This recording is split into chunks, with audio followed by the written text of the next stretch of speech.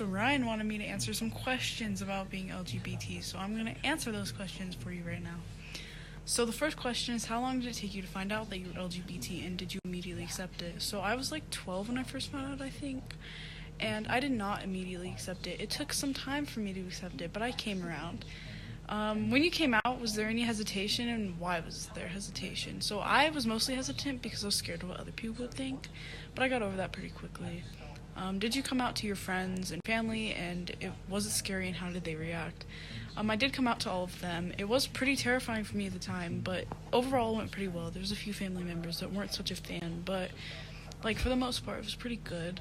Have you ever dated someone of the same gender, and how did they react? I have dated someone of the same gender, and for the like people reacted the same way as they would with like a straight relationship, so that was good, I guess.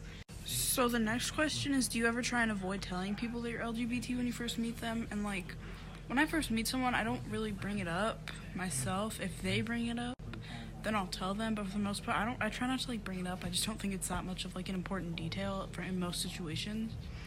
Do you ever feel not safe when you're at school? At my school, at Mountain Range, I feel pretty safe about that. No one really has an issue with LGBT people, like, for the most part, so I'm fortunate to say that it's a pretty safe space, I would say.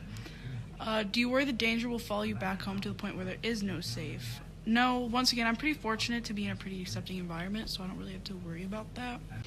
What's the worst thing you've experienced since you've been out to the public? I've never really experienced anything bad in public with it, so once again, just luck, I guess, because I haven't really experienced anything too bad.